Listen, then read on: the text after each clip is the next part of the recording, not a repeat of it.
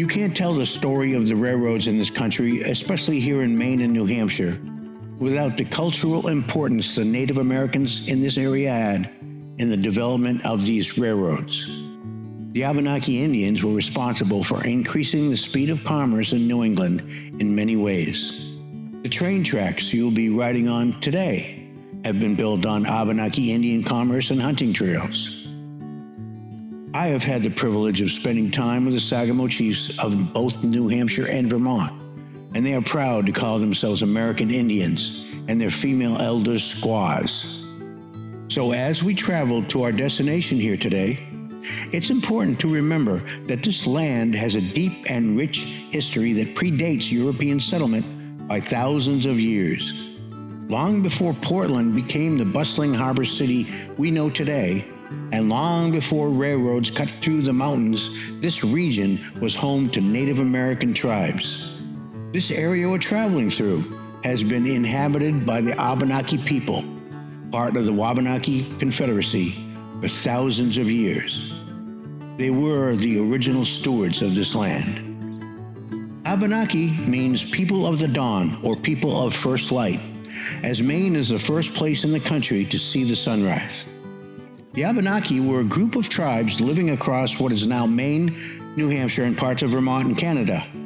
They were nomadic people and were experts in the environment with a deep understanding of the rivers, forests, and mountains around them. They were the first conservationists and ecologists and taught the settlers these practices, many of which are used by Maine and New Hampshire fish and game departments to this day. They lived off the land, hunting, fishing, and farming, and used the waterways and trails to trade, travel, and communicate with other tribes across the region. The Wabanaki were excellent negotiators and were responsible for much mediated peace in the Northeast. They also had a high social acumen, with the women of the tribes controlling the running of their communities. Here's a spot I want to give you a trivia question. What did the pioneers and settlers bring to the Native Americans to trade with back in the early 1600s? And what did these Indians trade back with in return? I'll give you a minute.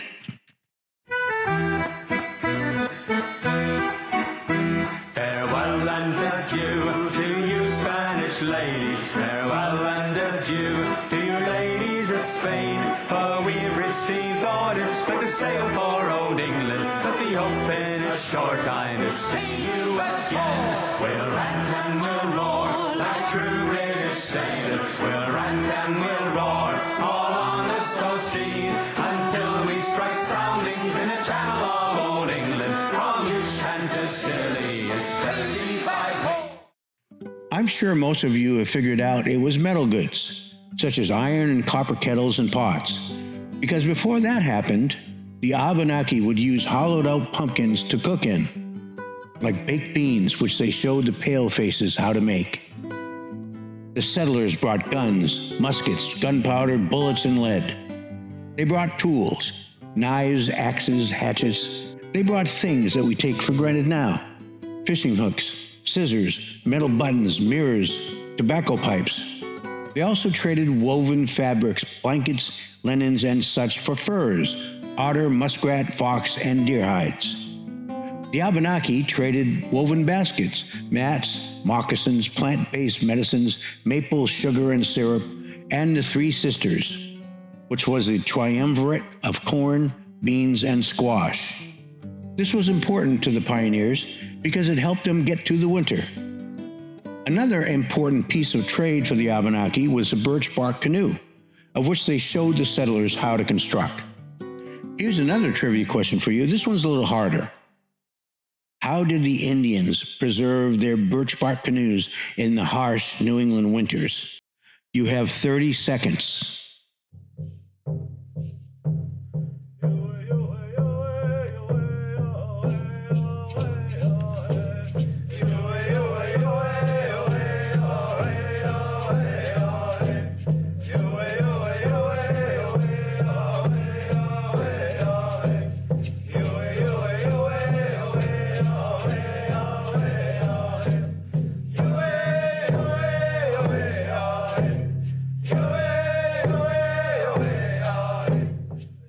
Think you have the answer? Well, these resourceful Wabanaki would fill their canoes with rocks and sink them to the bottom of the streams before the first snows came. This was all happening at the time of the Elizabethan era in England and the Renaissance in France. Both countries were experiencing a cultural golden age, and both had high-class definitions, from nobility to peasantry. So the one thing that the Europeans couldn't get enough of were the beaver pelts that were harvested here in the New World. These were very much sought after by the nobles, which they turned into felt for top hats and hat brims for the elite. The Beaver Wars, which started in the 1620s, were a series of brutal conflicts over fur trade dominance in the Northeast. This pitted the Iroquois Confederacy against the Wabanaki Confederacy and the French against the English. The harvest to the brink of extinction of these beavers disrupted ecosystems, as the beaver dams helped to create wetlands and maintain biodiversity. Here's a story passed down by the Wabanaki in their own words, describing the decimation of the beaver population at that time.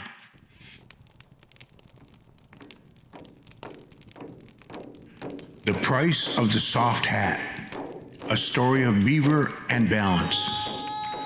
Long ago, when the rivers were thick with beaver and the trees wore moss-like cloaks, the people lived in balance. Beaver was not just fur. He was an engineer, a teacher, a sacred helper. His dams slowed the streams and fed the wetlands, and the people honored him. Then came the pale ones, white faces who came from the sea in great canoes. They wore metal on their feet and smelled of smoke and salt. At first, they were weak and needed help. Our people shared fire, corn, and the ways of the river. But then they saw the fur of beaver, not as we did, not as a gift, but as gold. They said beaver made hats for kings. They sent word across the big water, and more men came with more guns, more iron, more thirst. Beaver disappeared, river by river, dam by dam. Our brothers the Mohawk, we traded, yes, for knives, pots, and fire sticks. But we also warned them, take too much and the water will stop singing. They did not listen. And so, we watched as even the snow forgot how to fall in places where the beaver once swam.